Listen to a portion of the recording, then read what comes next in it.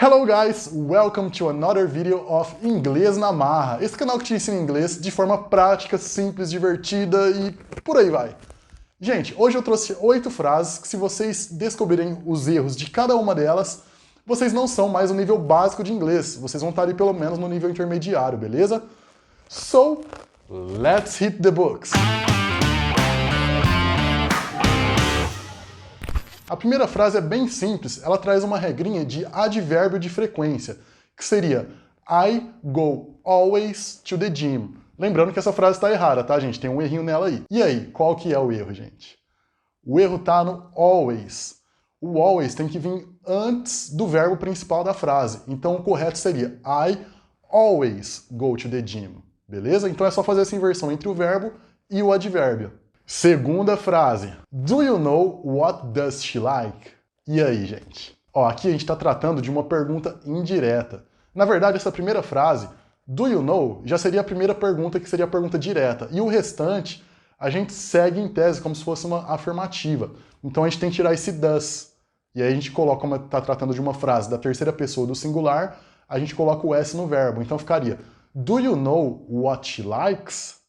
Beleza? Então essa seria a forma correta. Terceira frase.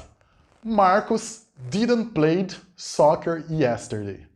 Essa tá muito fácil, hein, gente? Quando eu uso o did, que já indica o simple past, eu não conjugo o verbo no passado. Então sempre que o did aparecer, que é o auxiliar do verbo, o verbo tem que ficar na base form, gente. Porque senão fica dois passados na mesma frase, é muita coisa. Não dá. Então o correto seria Marcus didn't play soccer yesterday. Então como tem o didn't, o play fica com play, não precisa colocar o ed no final, beleza? Quarta frase. My birthday is on May. Aqui, gente, estamos tratando de preposições. Será que eu uso on mesmo antes de cada mês?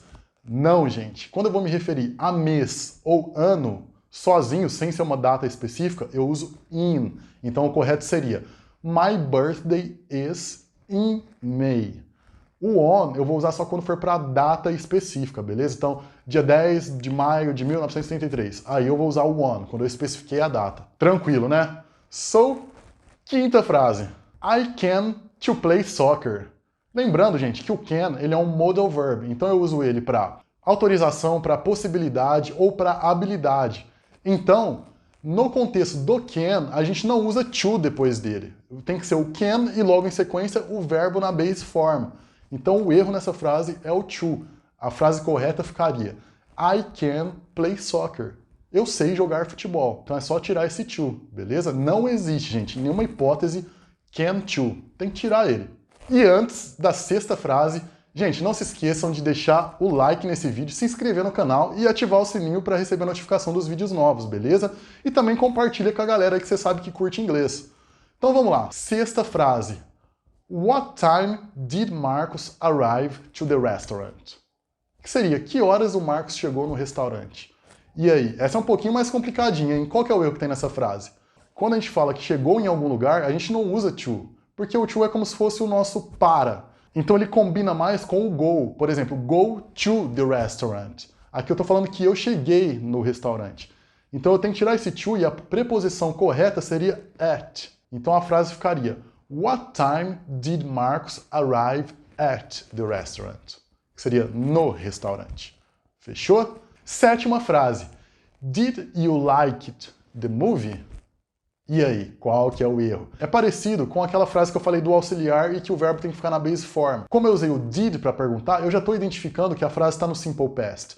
Então, o did ele já está demonstrando o passado ali. O verbo ele tem que ficar na base form. Então o correto seria Did you like the movie? Então, como tem o did, o like, que é o verbo principal, fica na base form. E agora, a última frase, e não menos importante que as outras, é It depends of the weather. Gente, aqui, qual que seria a tradução, né? Isso depende do clima. Então imagina aí que alguém tá te chamando para um rolê que você não quer fazer. Você fala, depende, né? Vai que chove. É bem isso. Só que tem alguma coisinha errada aí. E aí? E agora, José? Gente, depois da palavra depend, a preposição correta é on e não off. Não tenta traduzir isso porque não vai fazer sentido no português. Se a gente for pensar, comparar o português com o inglês, faria sentido ter o of. mas não é on. Então, it depends on the weather. Isso depende do clima, ou ele ou ela depende do clima. Então sempre depend on. Sempre, sempre, sempre, não tem exceção, gente. É isso aí, espero que vocês tenham curtido mais um vidinho aí com dicas curtas, práticas, sem enrolação, descomplicadas. Não se esqueçam de deixar o like de novo, se inscreve, gente, se inscreve no canal que ajuda bastante a gente, beleza? So, see you next video.